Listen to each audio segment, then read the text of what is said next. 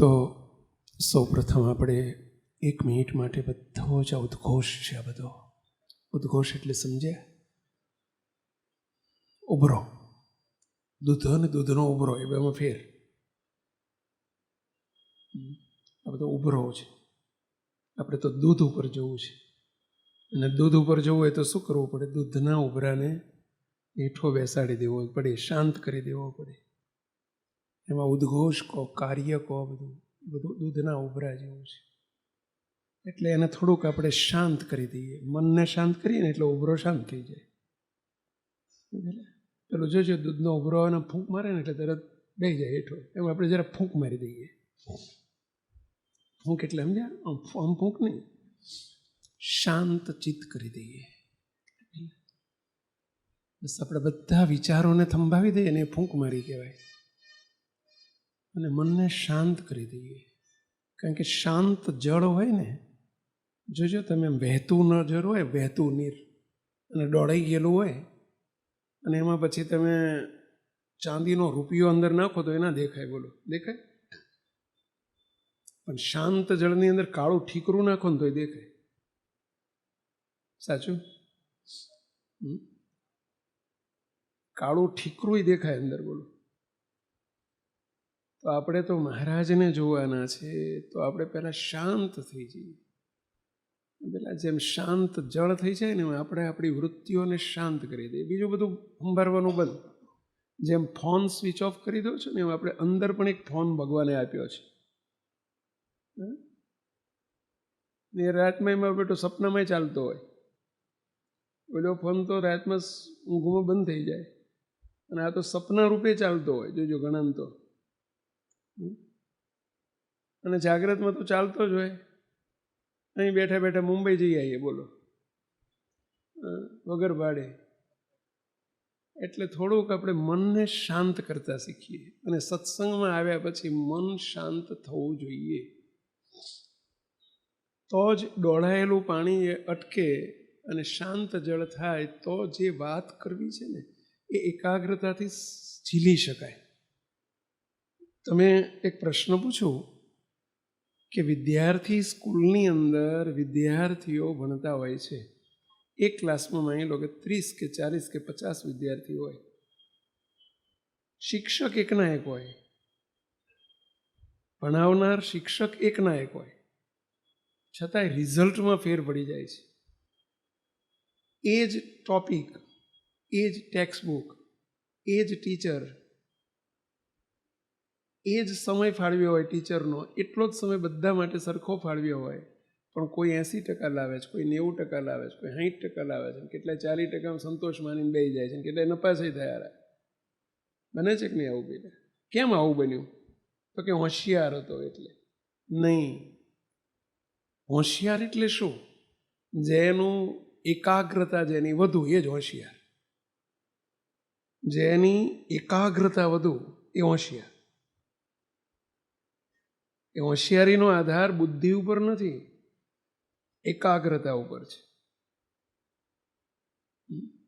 જે એકાગ્રતાથી ભણે ને એના સારા ટકા આવે, અને જે રખડી ખાઈને એકાગ્રતા ભણવામાં ધ્યાન ના આપે એના ટકા બરાબર ના આવે. એને નપાસ થાય અથવા તો ઓછા ટકા આવે. આપણે બધા એકાગ્ર થવાનું. અને એકાગ્રતા કેળવવા માટે 1 મિનિટ માટે આપણે શાંત થઈ જઈએ. મુક્તો બીજું એક દ્રષ્ટાંત આપું. આપણે બધા નાના હતા, ભણતા હતા, ત્યારે આપણને શિક્ષક એક પ્રયોગ કરાવતા. તમને યાદ હશે. એક ડીશમાં રૂ લે, રૂ, કોટન, પછી ક્લાસમાંથી બહાર લઈ જાય અને સૂર્યના તાપમાં ઊભા રહે. બધા વિદ્યાર્થીઓને કે બેસી જાઓ, અને પછી પેલો બિલોરી કાચ રાખે. કેટલાય પ્રયોગ જોયેલો છે. અને પછી 2-5 મિનિટમાં શું થઈ જાય? ઓલો રૂ સળગવા માંડે. ખબર છે? આમ 2-5 મિનિટ આમ રહે ને એટલે સૂર્યના તાપે રૂ સળગવા માંડે. હવે તમને પ્રશ્ન પૂછું, આ બાજુ તો કપાસ મને લાગે નથી થતો. કપાસનો ભાગ ખરો આ બાજુ?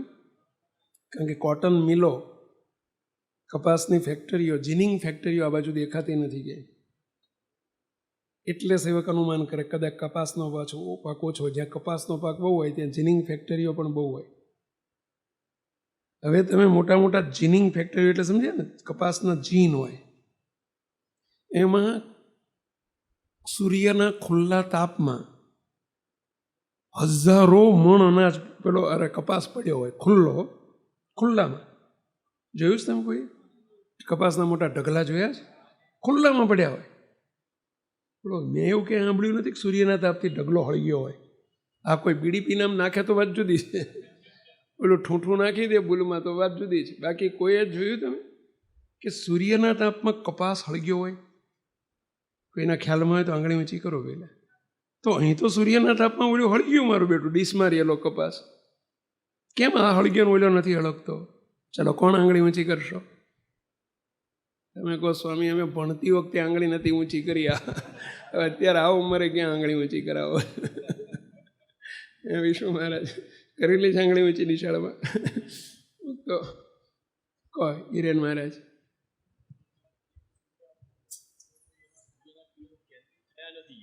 હા આવી ગયું છે, બોલો ને.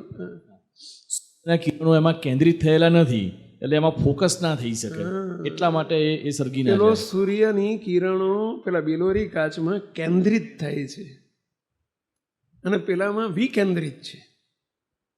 સૂર્યના તાપનો કિરણો બધી ફેલાઈ જાય છે એટલે એમાં શક્તિ નથી આવતી, અને આ કેન્દ્રિત થઈને એટલે એક જબરજસ્ત શક્તિ ઉત્પન્ન થાય છે, એની શક્તિ હળગાવી દે છે રૂને. સાચું? આ જ સિદ્ધાંત હોય છે ને પહેલાં. એમાં આપણે પહેલાં બિલોરી કાચ મૂકી દઈએ અને જરા બધી શક્તિઓ બધું ભૂલીને બધું એક એક એક એક એકાગ્રતા કરીએ અહીંયા, તો અમારે જે તમને કંઈક આપવું છે એ અપાશે, અને અંદર રહેલા દોષ ને સ્વભાવ ને પ્રકૃતિ છે ને જે પેલું રૂ હળગે ને એમ એ હળગશે, તો અંદર રહેલું હળગશે. પેલા માસ્તર સૂર્યની કિરણોને એકાગ્ર કરીને રૂ સળગાવે છે, અમે તમને બધા એની વૃત્તિઓ એકાગ્ર કરીને અંદરના દોષ સ્વભાવ હળગાવવા માગીએ છીએ.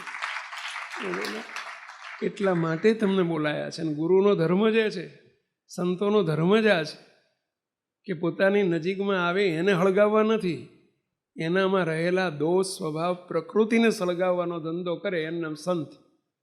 બોલો, હળગાવવું છે? હળી કરે હળગાવ્યું કહેવાય ને પેલા. આપણે એવું નથી હળગાવવું. આપણે શું હળગાવવું છે પેલા? અંદરનો કચરો સળગાવવો છે. કેટલાની ઈચ્છા છે પેલા? તો બધાએ આપણે 1 મિનિટ માટે સાયલેન્ટ થઈ જઈએ, બી રિલેક્સ. બસ ફરગેટ એવરીથિંગ, બધું ભૂલી જાઓ. દુનિયા આખી છે જ નહીં. મોડાસાએ નથી ને, માલપુરે નથી ને, ગોપાલપુરે નથી ને, હઠીપુરાય નથી ને, કાંઈ નથી. બસ આ મંદિરે નથી, એને હળગાવી દો બસ. અરે બાજુમાં બેઠેલા કોઈ નથી, અરે તમે નથી, તમને હળગાવી દો. લે, આ તમારી જાતને હળગાવી દો. બોલો. તો કે સ્વામી છોકરા માટે રહેવા દો ને, છોકરા ભાઈ શું હળગાવશે, અમે હળગાવશું તો. બસ અત્યારે આટલું ટેમ્પરરી આપણી જાતને પણ સળગાવી દો.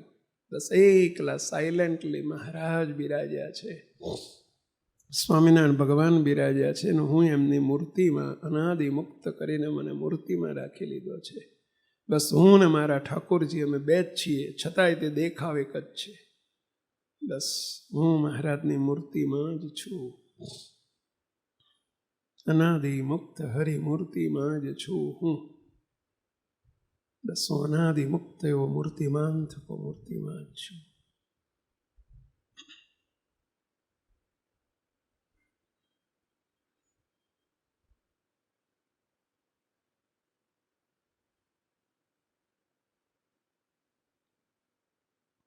સહેજાન સ્વામી મહારાજ.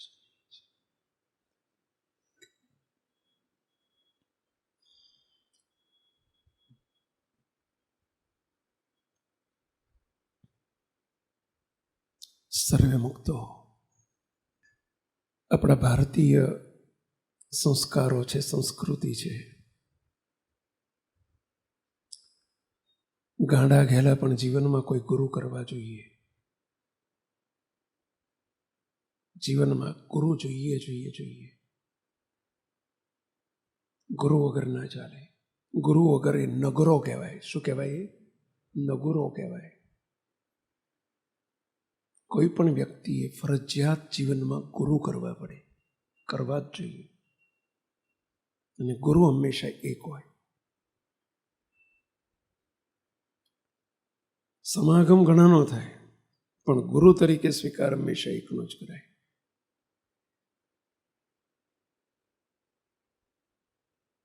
તમે જોજો, બધાને કાકા ઘણા હોય, મામા ઘણા હોય, ફુવા ઘણા હોય, માસાય ઘણા હોય, માસી ઘણી હોય, ફઈઓય ઘણી હોય, કાકીઓય ઘણી હોય. હોઈ શકે ને પેલા, પણ મમ્મી ઘણી હોય, પપ્પા ઘણા હોય. પપ્પા ને મમ્મી તો એક જ હોય. એમ પપ્પા આપણા બાપ એટલે મહારાજ એક જ હોય. અને માં એટલે સત્પુરુષ, ગુરુ હંમેશા એક જ હોય. સંતો હરિભક્તો છે ને બધા કાકા મામા બાપા બધા બધા બ્લડ રિલેશન વાળા જ કહેવાય, પરંતુ છતાંય એ ઘણા હોય. માં ઘણી ના હોય, બાપ ઘણા ના હોય. જીવનમાં કોઈ પણ વ્યક્તિ હોય એને માં ને બાપ તો એક જ હોય. ભલે પછી કદાચ એની માં ધામમાં જતી રહે અને બીજા એના પપ્પાએ બીજી બઈ લાવે તો તે માં કહેવાય, પણ સ્ટેપ મધર કહેવાય. શું કહેવાય છે આપણી ભાષામાં? સાવકી માં. ગુજરાતીમાં એને શું કહેવાય? સાવકી માં. મારી કંઈ ભૂલ થતી હોય તો માફ કરજો. ઇંગ્લિશમાં શું કહેવાય એને? સ્ટેપ મધર કહેવાય. પણ મધર તો ના જ કહેવાય.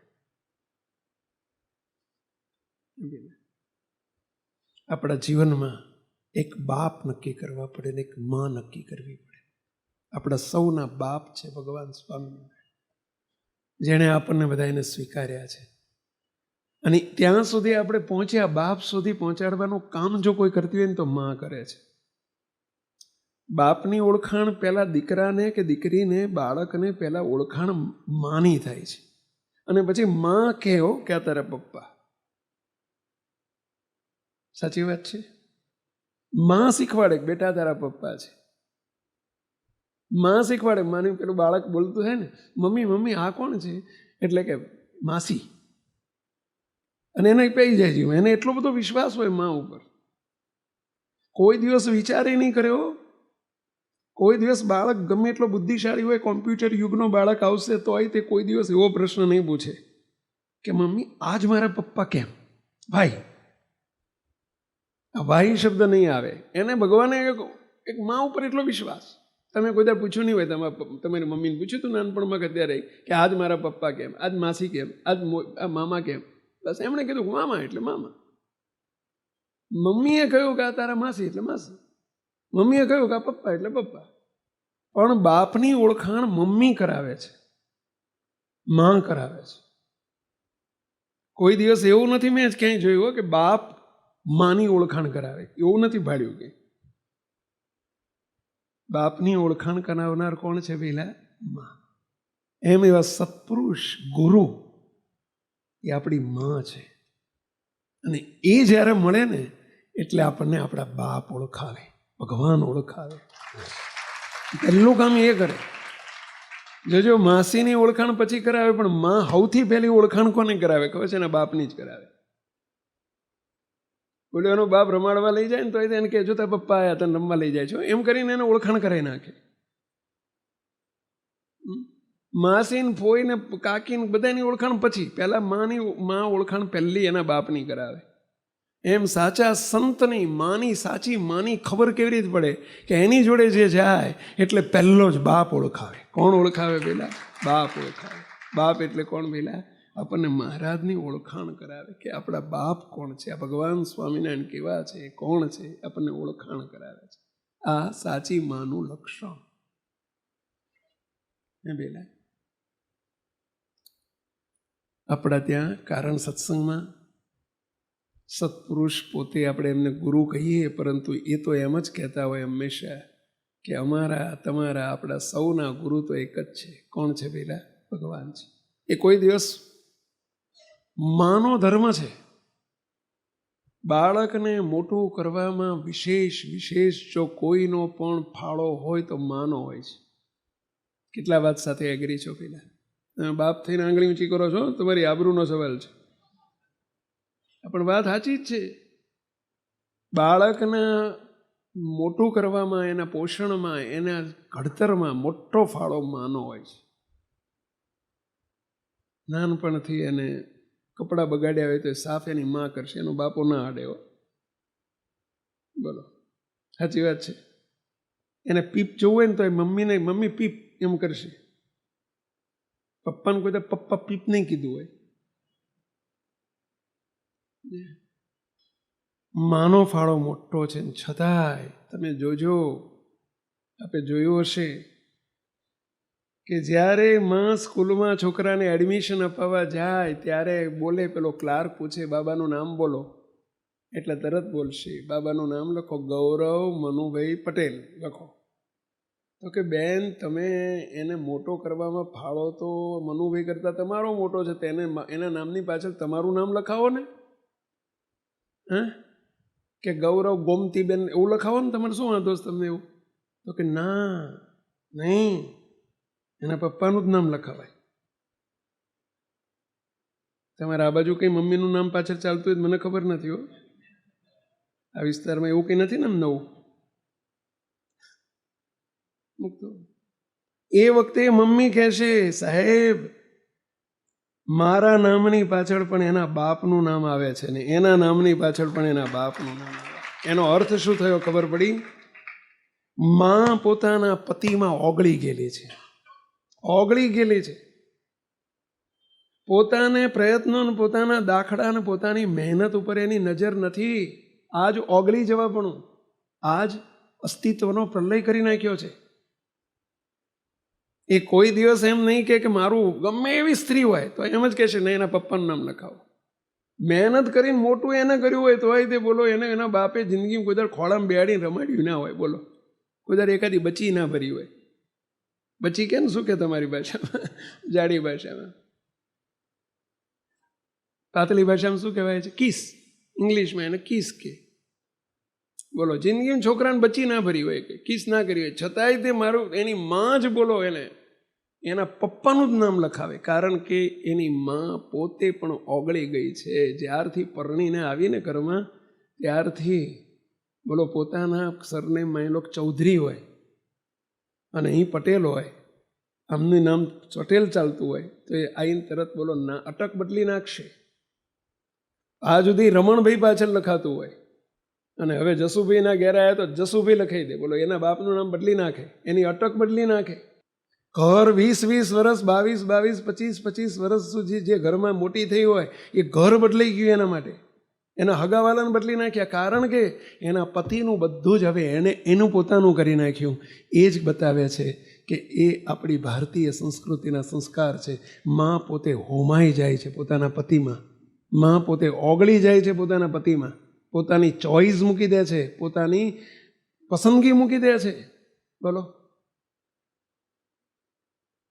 ધન્ય છે આપણી સન્નારીઓને, આ ભારતીય સન્નારીઓને લાખ લાખ લાખ કરોડ કરોડ ધન્યવાદ, કરોડ ધન્યવાદ.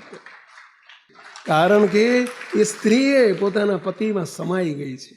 મુક્ત એક માં જેમ પોતાના બાપમાં, પોતાના પતિમાં સમાઈ જાય છે, અધ્યાત્મ માર્ગમાં પણ માં સમાન સત્પુરુષ છે ને એ પતિમાં, પોતાના પિતામાં, બાપમાં સમાઈ ગયેલા હોય છે. અને જે સમાઈ ગયેલા હોય એ જ ગુરુ થવાને લાયક છે, એ જ સત્પુરુષ કહેવાય, એ જ ગુરુ કહેવાય. જે પોતાના ભગવાનમાં સમાઈ ગયા હોય, પોતાના ગુરુમાં સમાઈ ગયા હોય, પોતાના ઈષ્ટમાં સમાઈ ગયા હોય. તો મને બીજું કાંઈ આવડ્યું નથી. નાનો હતો સેવક ત્યારથી મને કોઈ આવડત નથી, પરંતુ મને એક સમજ પડી ગઈ હતી કે જેની જોડે હું ગયો છું એ કોણ છે ને ઓળખ્યા પછી મને મળેલા મારા ગુરુદેવ બાપજી કેવા છે ને ક્યાંથી આવેલા છે એ આલોકનું સ્વરૂપ નથી. બસ એમાં સમય જવું એ મારો ધર્મ છે, શિષ્યનો ધર્મ છે. એમાં સમય જવું, એમાં સમય જવું. અને સમય જાય ને ત્યારે સ્ત્રી વારસદાર બની જાય છે. ભાઈ, એ પતિ પોતાના પત્ની પોતાના પતિમાં સમય જાય છે ને એટલે જેટલી મિલકત એના પતિની એટલી મિલકત એની થઈ જાય કે ના થઈ જાય? પહેલાં એની 100 વીઘા જગ્યા 100 વીઘાની માલિકી બની જાય કે ના બની જાય પેલા, ત્યારે મિલકતના ભાગીદાર બનાય ભાઈ. સમય જાય છે એટલે એમ ભગવાનની મિલકતના મોટા પુરુષ, સત્પુરુષ, ગુરુ એ વારસદાર બની જાય છે. એનું કારણ શું છે? એ સમય જાય છે. અને સમય જવું ને એ જ સત્પુરુષપણું, એ જ ગુરુપણું. જેને ભગવાનમાં સમાતા નથી આવડ્યું, પોતાના ગુરુમાં સમાતા નથી આવડ્યું, એની કોઈ વેલ્યુ નથી. અને એવા સત્પુરુષ આપણી માં છે. સત્સંગમાં આવ્યા પછી મુક્તો આજે ગુરુ પૂર્ણિમાનો દિન છે. આપણા સૌના આખરી ને અંતિમ પૂર્ણ ગુરુ તો એક સ્વયં શ્રીજી મહારાજ છે. પરંતુ ત્યાં સુધી પહોંચાડવાનું કામ આપણી માં કરે છે, સત્પુરુષ રૂપી માં કરે છે. અને સત્સંગમાં આવ્યા પછી આદર્શ શિષ્ય કોને કહેવાય? શિષ્યત્વ કોને કહેવાય? આપણને એવા સમર્થ ગુરુ તો મળ્યા છે, પણ હવે આપણે આદર્શ શિષ્ય થવાનું છે. ટીચર હોશિયાર હોય પણ શિક્ષક જો ડફોળ હોય, અરે પેલો શિક્ષક હોશિયાર હોય પણ વિદ્યાર્થી ડફોળ હોય, શું કેમનું કામ થાય કોઈ? એમ આપણે આદર્શ શિષ્ય થવું છે.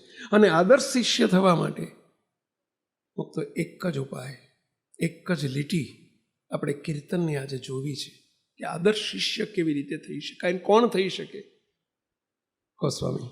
તમને ગમે તે અમને ગમે, તમને ગમે તે અમને ગમે, તમને ગમે તે અમને ગમે, તમને ગમે તે અમને ગમે. રુચિમાં તમારી રહેવું ગમે, રુચિમાં તમારી રહેવું ગમે, રુચિમાં તમારી રહેવું ગમે, રુચિમાં તમારી રહેવું ગમે. તમને ગમે તે અમને ગમે, તમને ગમે તે અમને ગમે. તો એક પંક્તિ અદ્ભુત છે આપણા શિષ્યત્વ માટે.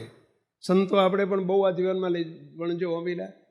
તમને ગમે તે અમને ગમે, રુચિમાં તમારી રહેવું ગમે. મહારાજ અને મોટા પુરુષના ગુરુના ગમતામાં જીવન જીવવું એ પ્રભુ તમને ગમે. મોટા પુરુષને એ જ પ્રાર્થના કરવી, તમને ગમે તે અમને ગમે, રુચિમાં તમારી રહેવું ગમે. આ શિષ્ય, અને એની ઉપર જ મોટા મહારાજને મોટા વરસે છે. એ જ કૃપાનો વારસદાર બની શકે છે. શિષ્યત્વ કોને કહેવાય? મુક્તો એક બાપજી દ્રષ્ટાંત આપતા, ગુરુદેવ બાપજી એક દ્રષ્ટાંત આપતા. બાપા કે એક ગુરુને શિષ્ય હતા. તે એક નાનકડો પર્ણકુટીર આશ્રમ જેવું હતું ને, એક ઓયડો ને એમાં રહેતા હતા બિચારા ગુરુ શિષ્ય. બહાર થોડો થોડો છાંટવા આવતા હતા, વરસાદ આવતો હતો અને અંધારું હતું, ફાનસ જેવું દીવો હળકતો હતો. એ જમાનામાં લાઇટો નહીં. ગુરુ શિષ્ય બે સૂતા છે. બાયણું જરા ગરમી હતી એટલે બાયણું ઉઘાડું હતું, પવન આવતો હતો સડસડાટ, એટલે ઠંડક રહેતી હતી. ગુરુ શિષ્યને પૂછે છે, શિષ્ય જરા બહાર જઈને જોયાય ને, જરા વરસાદ બંધ થયો કે નથી થયો? ગુરુ શિષ્યને કહે છે કે જરા નજર કરી આય ને બહાર, વરસાદ બંધ થયો કે નથી થયો? વરસાદ આવતો તો બંધ થયો.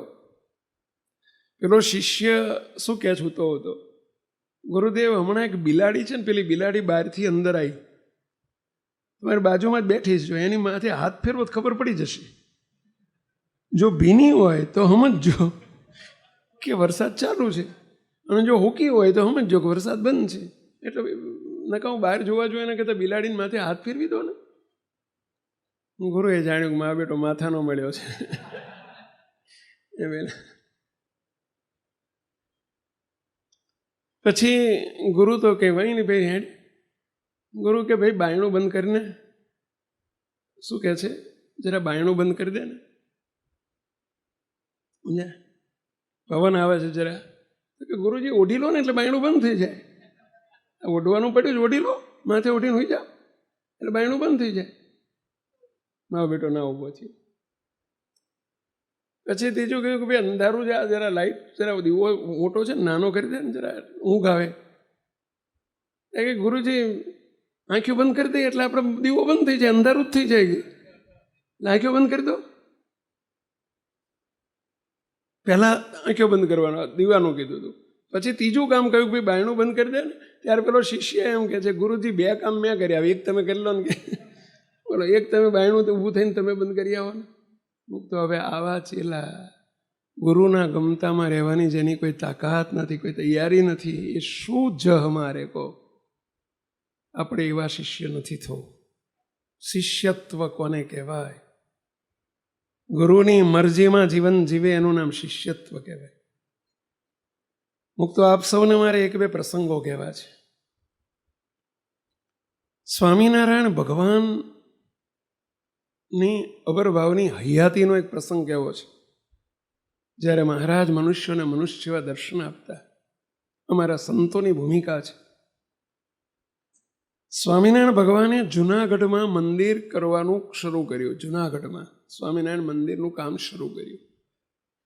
મંદિરનું કામ પૂરું થવા આવ્યું.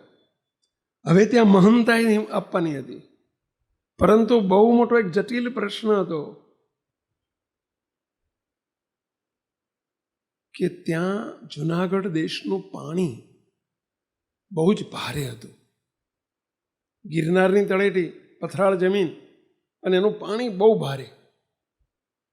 જે કોઈ ત્યાં સંતો રહે ને એમને પેટના દર્દ થઈ જાય, બોલો, પચવામાં એટલું ભારે, ગેસ થઈ જાય, એસિડિટી થઈ જાય, કબજિયાત થઈ જાય, અને પેટમાં સખત દુખાવો પડે. જ્યાં 10-15 દાડા રહે ને માંદા થઈને જ આવે. આવું ભારે કોઈ રહેવા તૈયાર નહીં. સ્વામિનારાયણ ભગવાને 10 મંડળ મોકલ્યા. કેટલા? 10 વખત 10 સંતોને વારા ફરતી મોકલ્યા. જાઓ, તમે જાઓ, તમે જાઓ. ઓલ્યા પાછા આવે એટલે બીજાને મોકલે, બીજા 2-5ને મોકલે એટલે પાછા આવે એટલે ત્રીજાને મોકલે. 10 વખત ટ્રાન્સફર કરી, પરંતુ જુનાગઢ કોઈ ટકે જ નહીં. અને નહીં ટકવાની પાછળનું કારણ શું? પાણી. પાણી કોઈને હદે નહીં. હદે એટલે સમજો છો ને, હું તમારી બાજુ આ બાજુ હદે બોલાય ને, આ બાજુ બોલાય છે ને, આવું હા, કોઈને હદે નહીં. મહારાજ મૂંઝાણા. હવે આવડું મોટું મંદિર કરીને મૂક્યું, અને ત્યાં સંતો વગર કરશું શું? કોઈ સંતોને પાણી હદતું નથી. જે જાય માંદા પડીને આવે છે. કરવું શું? સ્વામી ચિંતામાં હતા. મહારાજ સંતોની સભા ભરીને બેઠેલી. મહારાજે પૂછ્યું સંતોની સભામાં, સંતો, જુનાગઢ જવાનું છે, તેની મહંતાઈ આપવાની છે, કોને લેવી છે બોલો? બધા હેઠું ખાલી ગયા. કારણ કે બધાને ખબર હતી કે જુનાગઢનું પાણી બહુ ભારે છે, કોઈને હદતું નથી, બધા માંદા થઈને જ આવે છે. અને 2, 4, 5 દાડા 15 દાડા જવાનું હોય તો ઠીક, કાયમ માટે મહંતાઈ 5 વર્ષ તો ઓછામાં ઓછું રહેવું પડે. એમ પેલા સ્વાભાવિક છે, 2-5 વર્ષની મહંતાઈ મળે, 5 વર્ષની. સંતો કોણ તૈયાર થાય? મહારાજ કે ગુણાતીતાનંદ સ્વામી, તમારું મંડળ લઈને તમારે જવાનું છે જુનાગઢની મહંતાઈ, આવો હાર પહેરાવો. મહારાજે હાર પહેરાવી દીધો. સ્વામી તમારે જવાનું છે. સ્વામીને પૂછ્યું, સ્વામી કે મહારાજ હું તો જઉં, પણ મારી જોડે આવશે નહીં કોઈ આમાંથી, કારણ કે બધાને ખબર છે કે ભારે પાણી છે. મહારાજ કે જે જુનાગઢમાં ગુણાતીતાનંદ સ્વામી સાથે જશે એને 100 સમૈયાનું ફળ. કેટલું? 100 સમૈયા કરાવ્યાનું ફળ. આવું કીધું ને મહારાજે, લાલચ બતાવી એટલે એક ઊભો થયો, બીજો ઊભો થયો, 23 સંતો ઊભા થયા. કેટલા? 23. અને 23 ને 24માં ગુણાતીતાનંદ સ્વામી બધા ગયા. જતી વખતે મહારાજ બધાને ભેટ્યા. બસ તમે અમારી આજ્ઞા માની છે ને, અમારું વચન માન્યું છે ને, જાઓ, તમારા નખમાંય તમારો રોગ નહીં થાય અને તમને કશું નહીં થાય. પાણી બદલાઈ ગયું. અને મુક્તો એ ગુણાતીતાનંદ સ્વામીને એમનું મંડળ 40 વર્ષ રહ્યા. કેટલા વર્ષ પહેલા? 40 વર્ષ, 4 માસ અને 4 દિવસ જુનાગઢની ભૂમિ પર રહ્યા. 40 વર્ષ 4 માસ અને 4 દિવસ. બોલો, કોઈ દાડો કોઈને પેટનો દુખાવો ઉપડ્યો જ નથી ને, થયો જ નથી ને. બોલો, કોઈની ફરિયાદ આવી જ નથી ને. પાણીને બદલી નાખ્યું મહારાજે. ક્યારે મહારાજને વચનમાં એમના ગમતામાં રહ્યા તો જો આખું પાણી બદલાઈ ગયું. નખમાંય રોગ નથી થયો 40 વર્ષમાં કોઈ નહીં હો. મુકતો 2007ની સાલની વાત હતી. બાપજીને અમારે મુંબઈની એક દિવસની આખી રવિવારની શિબિર રાખેલી.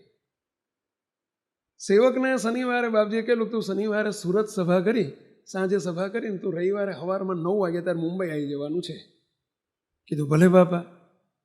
બાપજી આગલા દિવસે સુરત જતા રહેલા, અરે મુંબઈ જતા રહેલા શનિવારે. મને કહેલું તારે સુરતની સભા કરીને તારે મુંબઈ આવવાનું, સવાર વહેલો નીકળી જજે એટલે મુંબઈ આવી જાય. શનિવારની સભા થઈ જાય, સુરતમાં સભા થઈ જાય. સુરતમાં આવી મોટી જાહેર સભા રાખેલી. હવે અમદાવાદથી અમે નીકળ્યા.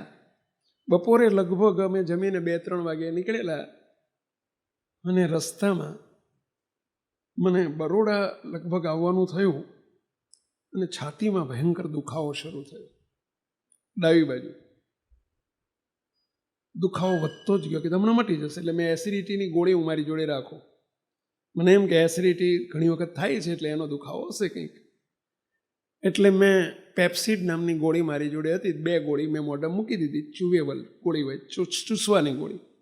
અને મને એનાથી કાયમ માટે રાહત થઈ જાય. એટલે 2 ગોળી લઈને મોઢામાં મૂકીને મેં ચૂસી લીધી. એટલે કીધું હમણાં મટી જશે. મટવાના બદલે વધી ગયો દુખાવો. બીજી 2 ગોળી લીધી તોય વધી ગયો. બીજી 2 ગોળી લીધી, મારું રાહત ના થાય. દુઃખ વધતો જ જાય. ગાડી દોડતી જાય, મારો દુખાવો વધતો જાય. ભરૂચ આવી ગયું અને ભરૂચ પછી તો એટલો અસહ્ય દુખાવો, અસહ્ય. આખું શરીર પરસેવે રેપ ઝેપ થઈ ગયું અને રહેવાય નહીં. મોટે ભાગે કંઈ થાય તો હું કોઈને કહું નહીં. આટલો બધો દુખાવો વધ્યો પછી મારાથી રહેવાયું નહીં. એટલે પાછળ અમારા સરળ સ્વામી હતા, એમને કહ્યું સ્વામી છાતીમાં દુખાવો ખૂબ થયો. ડ્રાઈવર મને આમ જોયા કરે કે છાતી ઉપર હાથ દબાયા કરે. સ્વામી એમણે પૂછ્યું સ્વામી કંઈ તકલીફ છે? ના કશું નથી, હું સહન કરી રાખું. લગભગ કલાક તો સહન કર્યું. ભરૂચથી અંકલેશ્વર જતા હતા અને એકદમ દુખાવો વધી ગયો, અનબેરેબલ પેઇન. એટલે ના છૂટકે પેલા ડ્રાઈવર કે ના સ્વામી કંઈક છે, કંઈક શું છે? તો પેલા પાછળ બેઠેલા એટલે એમને કંઈ ખબર નહીં, પણ પેલો ડ્રાઈવર જોયા કરે. તો ભાઈ છાતીમાં દુખાવો ખૂબ છે. પેલી ગોળી લે કરતો તો એ ખબર હતી એમને કે છાતીમાં દુખાવો ખૂબ છે. સ્વામીને કીધું પાછળ સરળ સ્વામી કે સ્વામીને દુખાવો બહુ છે. એમણે તરત જ તે ત્યાં સુરતમાં આપણા ડૉક્ટર છે અશોકભાઈ તેજાણી કરીને એમને ફોન કર્યો કે સ્વામીશ્રીને દુખાવો વધી ગયો છે, શું કરવું? એ બધું સર્જન ડૉક્ટર છે મોટા, સ્ક્રીન ઉપર દેખાય ચશ્માવાળા જે દેવ છે ને એ આપણા ડૉક્ટર અશોક તેજાણી કરીને છે. એમને ફોન કર્યો. હવે જઈને તરત મારે સભા હતી, 7 થી 9ની સભા હતી.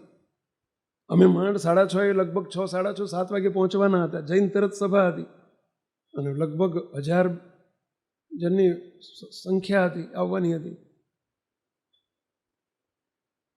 ડૉક્ટરે કહ્યું સ્વામી આવા દુખાવામાં સભા ના કરાય, તમે સીધા હોસ્પિટલ પહોંચો. સ્વામી એનું એડ્રેસ મોકલી દઉં. ત્યાંની પેલી કઈ હોસ્પિટલ છે? પીબી સવાણી હાર્ટ હોસ્પિટલ છે, સ્પેશિયલ આખી હૃદય રોગની હોસ્પિટલ છે. ત્યાં એપોઇન્ટમેન્ટ લઈ લીધી, ડૉક્ટરો બોલાવી રાખ્યા. સીધી અમારી ગાડી હોસ્પિટલ લઈ લીધી, કારણ કે બહુ સિવિક પેઇન હતો આખો. હવે ત્યાં ડૉક્ટરો બધા રાહ જોતા હતા. તરત જ તે બધી તૈયારી થઈ ગયેલી.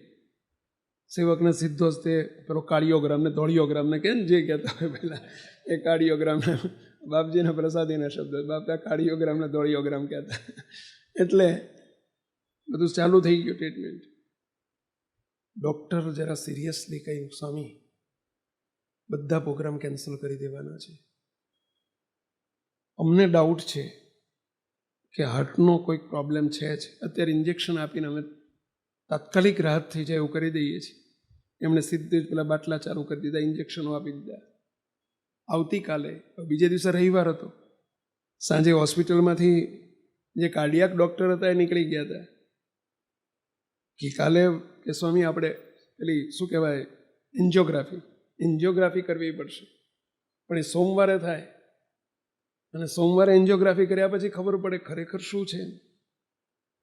પણ છે હાર્ટનો પ્રશ્ન તો 4-5 દિવસ તો એ હોસ્પિટલમાં રહેવું જ પડશે. એમનું બધું સાંભળી લીધું, ઇન્જેક્શન ચાલુ થયા, દવાઓ ચાલુ થઈ, 1-2 કલાક પછી થોડી રાહત થઈ. રાતના લગભગ 9-10 વાગ્યા હશે. અમારા અશોકભાઈ આયક સ્વામી, હવે આપણે મુંબઈ ના પાડી દઈએ છીએ બાપજીને, કાલ સ્વામી આવી શકશે નહીં. એમને ખબર હતી કે મારે સવારે વહેલું મુંબઈ જવાનું છે. સભામાં તો સંતોને કહી દીધું કે સંતો તમે સભા કરી લો, તમારા લેવલે સભા નહીં થાય મારાથી. એટલે સભામાં તો હું હાજરી આપી શક્યો નહીં, મને ભારોભાર દુઃખ હતું. પરંતુ હવે ડૉક્ટર તરત તો રજા આપે નહીં. એમનું સાંભળ્યું કે જો ભાઈ, મને મારા ડૉક્ટર તમે નથી, મારા ડૉક્ટર આ બેઠા મુંબઈમાં બેઠા છે, મારા ડૉક્ટર, મારા ગુરુ, મારા ડૉક્ટર એ મુંબઈ બેઠા છે. માટે મારા ડૉક્ટરને હું પૂછું એ કેમ કરવાનું છે, તમે કહો એમ નહીં. તમને ગમે તે અમને ગમે, રુચિમાં તમારી રહેવું ગમે. બસ મારો ધર્મ આ છે. હું સાધુ થયો છું એમના માટે થયો છું. હું સાધુ થયો છું એમને રાજી કરવા થયો છું. હું સાધુ થયો છું એમની મરજીમાં રહેવા માટે થયો છું. હું શિષ્ય છું, મારા ગુરુનો ગમતામાં રહેવા માટે શિષ્યત્વ સ્વીકાર્યું છે. એટલે બાપજીને તમે ફોન કરો.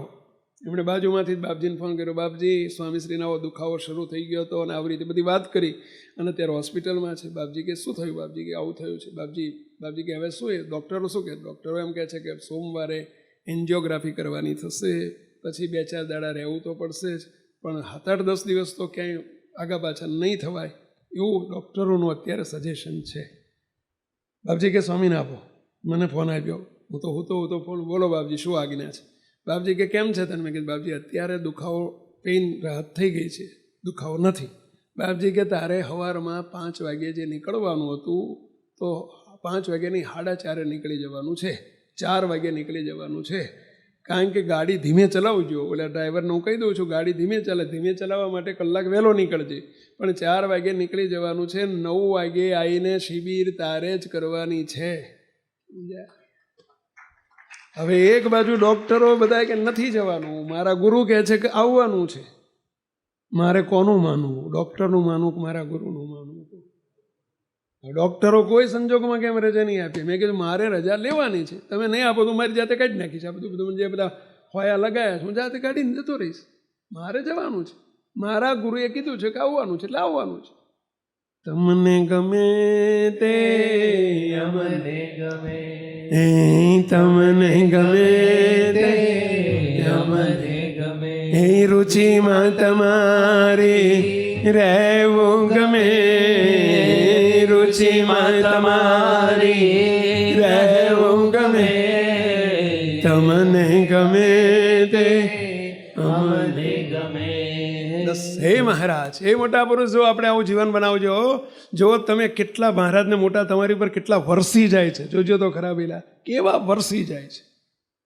કરી તો જુઓ, મહારાજને મોટાના ગમતામાં રહી તો જુઓ પેલા. અમારી પર વરસી ગયા છે એનું કારણ તમને રહસ્ય બતાવું છું. આજે અમે તમારી આગળ બેઠા છીએ એનું રહસ્ય શું છે? આ છે, નો સ્કિલ, નો આવડત, નો એજ્યુકેશન. કોઈ ભણતર નથી, કોઈ બુદ્ધિ નથી, કોઈ આવડત નથી.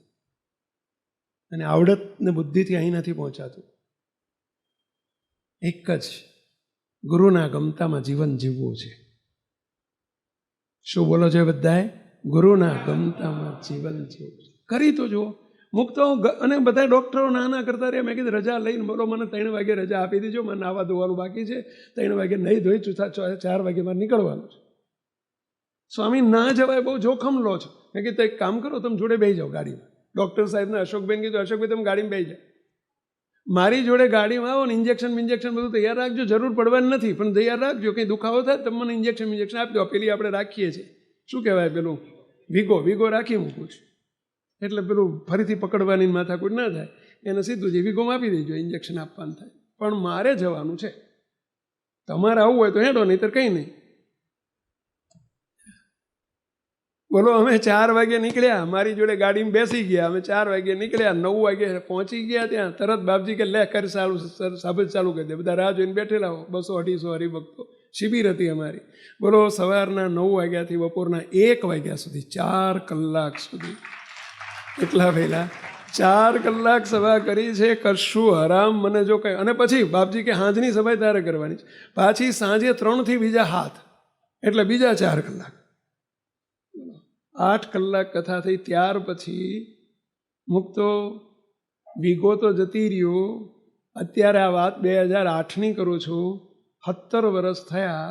17 વર્ષમાં હરામ કોઈ દાડો દુખાવો થયો હોય કે કોઈ દાડો મને બતાવ્યો હોય? હરામ કોઈ દાડો એક ગોળી લીધી હોય તો 17 વર્ષમાં, કે કોઈ દાડો દુખાવો થયો હોય તો, કે એન્જિયોગ્રાફી કરવાની વાત તો ક્યાં રહી? જેમ સ્વામિનારાયણ ભગવાને પેલું પાણી બદલી નાખ્યું એ મારો રોગ બદલી નાખ્યો ગુરુએ. કેમ? શું કર્યું તું મેં? શું કર્યું તું મેં? દવા બહુ લીધી હતી એટલે ઓપરેશન કરાવ્યું હતું, બાયપાસ કરાવ્યું હતું, સ્ટેન્ટ મુકાયું હતું. ગુરુના ગમતામાં ગુરુના મરજીમાં રહેવાથી સ્ટેન્ટ નીકળી જાય ને બાયપાસ થઈ જાય. બાયપાસ થઈ જાય. કરી તો જુઓ.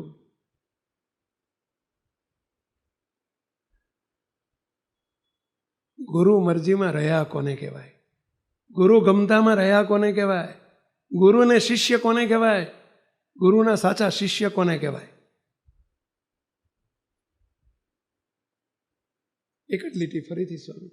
તમને ગમે તે અમને ગમે, તમને ગમે તે અમને ગમે, એ રુચિમાં તમારી રહેવું ગમે, રુચિમાં તમારી રહેવું ગમે, તમને ગમે તે અમને ગમે, મનનું ગમતું કીધું અમે, મનનું ગમતું કીધું અમે, રુચિ ન દેખી શક્યા તે અમે, રુચિ ન દેખી શક્યા તે અમે, અમારો ધાર્યો ખૂબ કર્યો હવે, અમારો ધાર્યો ખૂબ કર્યો હવે, ધાર્યો તમારું કરવું ગમે, ધાર્યું તમારું કરવું ગમે, ધાર્યું તમારું કરવું ગમે, ધાર્યું તમારું કરવું ગમે. બોલો તમને ગમે તે અમને ગમે, તમને ગમે તે અમને ગમે. એ બસ હે મહારાજ, હે મોટા પુરુષ, આજે ગુરુ પૂર્ણિમાનું અમારું બસ આટલું જ વચન છે. અને અમે તમને જે ગમે ને અમે કરીશું. અમે આ સુધી અમારું ધાર્યું કર્યું છે, અમારું ગમતું કર્યું છે. હવે તમારું ગમતું કરવું છે. અમારું ગમતું ને અમારું ધાર્યું કર્યું એટલે તો જન્મ ધર્યા છે અમે. પણ પ્રભુ હવે અમારે જન્મોની પૂર્ણાહુતિ કરવી છે. બસ તમને ગમે તે અમને ગમે. મુક્તો ઘરની અંદર, પરિવારની અંદર કોઈની સાથે આંટી નહીં જોઈએ. સભ્યો આપણે જમવા બેઠા ને એકબીજાને દંડવત કરવાના, 2 દંડવત કરવાના. કોને? ઠાકોરજીને? ના, ઘરના સભ્યોને. ઓય મારા બાપ મારી નાખ્યા આવું. હા, પપ્પા મમ્મીને દંડવત કરવાના, પપ્પાએ દીકરાને જમતા હોય તો દંડવત કરવાના. હું મારા સંતોને કરું છું. બોલો, જો અમારા હરિભક્તો જમવા બેઠા છે ને બાળકો, જો હું દંડવત કરું છું. બોલો, અમારા સંતો જમતા હોય તો હું સંતોને દંડવત કરું છું. હમણાં જમવા બેસે તો હું જઈને દંડવત કરી આવીશ. સમજ્યા? તો તમે કરી શકો કે ના કરી શકો? ઘરના સભ્યોને 2 દંડવત કરવાના દિવસમાં, 1 ટાઈમ. બસ 2 ટાઈમ જમતા હોય 3 ટાઈમ, 1 ટાઈમ દંડવત કરવાના, અરસપરસ એકબીજાને. સ્ત્રીઓએ દંડવત ના થાય. સ્ત્રીઓએ શું થાય? પંચાંગ પ્રણામ થાય. નીચે બેસીને એમને પ્રણામ કરવાના. પણ પુરુષ વર્ગે દંડવત કરવાના. તો કે પત્ની નહીં તે? આ પત્ની નહીં. જો આ તમને કહે છે, જો કરજો કહે છે. જો તું જોજે હો, પપ્પા કરે છે કે ના કરે તો મને ફોન કરજે. હા હા, પણ તમારે કરવાના પહેલાં પપ્પાને મમ્મીને, એ તમને કરશે. બસ કરી શકશો? છોકરાઓનો દંડવત થાય બાપથી? મહારાજના મુક્ત છે એટલે થાય. બહુ રાજી થશું હવે, બહુ રાજી થશું. હવે કેટલા કરશો? ચલો આંગળી ઊંચી કરો જોઈએ.